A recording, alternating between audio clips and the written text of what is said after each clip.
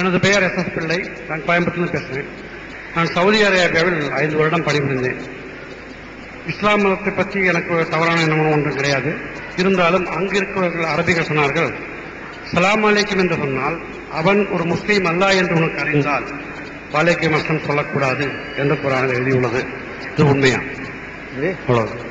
முஸ்லீம் அல்லாதவர் சலாம் சொல்லாம இருக்கிறாங்களா? சலாம் சொல்வது சலாம் அலைக்கும் என்று நான் கூறினால் உங்களுக்கு நான் இந்து என்று தெரிந்தால் வாலைக்கும் அஸ்லாம் என்று திருப்பி கூற மாட்டார்கள். இது உண்மையா? அப்படி எந்த குர்ஆனில் வார்த்தை வழங்கல. மேடையிலேயே இந்த பாபர் மசூதி பற்றி இந்த சகோதரி கேள்வி கேட்டாங்க. அவங்க அஸ்ஸலாமு அலைக்கும் தான் சொன்னாங்க. நான் அலைக்கும் சலாம் சொன்னேன்.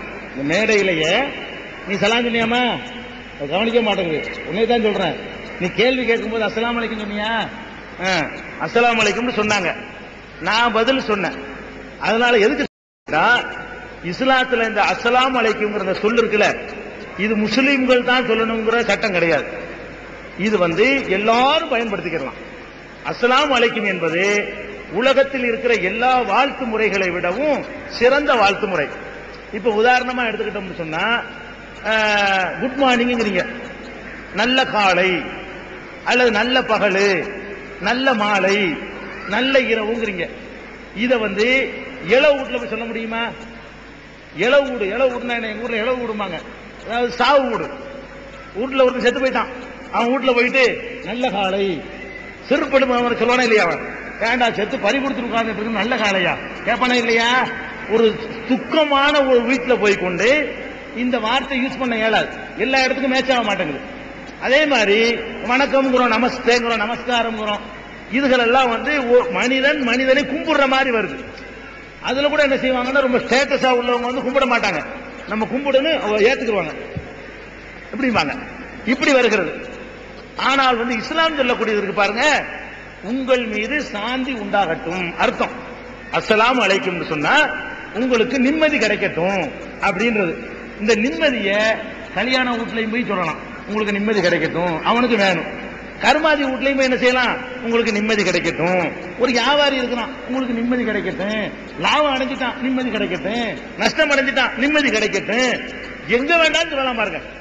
உனக்கு நிம்மதி கிடைக்கட்டும் என்ற இந்த வார்த்தை எல்லா நிலையிலையும், எல்லா மனுஷனுக்கும், ஆணுக்கு, பெண்ணுக்கு, கெட்டவனுக்கு, நல்லவனுக்கு, சந்தோஷமா இருக்கிறவனுக்கு, கவலையில எல்லாருக்கும் சொல்லலாம். அப்ப இத என்ன செய்யணும்னா, நாம பழக்கத்தை கொண்டு வரணும். இது நல்ல அழகான சொல்.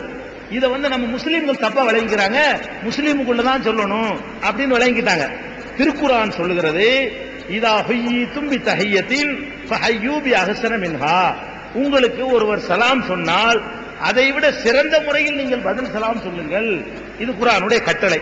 நபிகள் நாயகம் சொன்னாங்க, இஸ்லாத்திலே சிறந்த செயல் எது அப்படின்னு ஒருத்தர் கேட்கிறார். அப்ப நபிகள் நாயகம் சொன்னாங்க, 2 விஷயம் தான். ஒன்னு ஏழைக்கு உணவளித்தல், 2வது தெரிந்தவருக்கும் தெரியாதவருக்கும் சலாம் சொல்லுதல். தெரியாதவர்னா என்ன அர்த்தம்? அதுல அடிக்கப்பட்டு போச்சு. தெரிஞ்சவர்னா ஒரு முஸ்லீம்னு தெரிஞ்சுக்கிறீங்க, ஆளே தெரியாட்டான்னு சொல்லுங்கிறாங்களே, அதுல என்ன விளங்குது? அதுல ஜாதி மதம் இல்லைன்னு விளங்குது. தெரிஞ்ச ஆளுக்கும் சொல்லு, தெரியாட்டாலும் சொல்லு. அப்படி நபிகள் நாயகம் காட்டி இருக்கும் பொழுது விளங்காத முஸ்லீம்கள் என்ன பண்றாங்கன்னு கேட்டா, தங்களுக்குள்ள அஸ்ஸலாமு அலைக்கும்ங்கறாங்க. எல்லாரும் ஒருத்தருக்கு சொல்லிக்கலாம், நீங்க எனக்கு அஸ்ஸலாமு அலைக்கும்ங்கலாம்.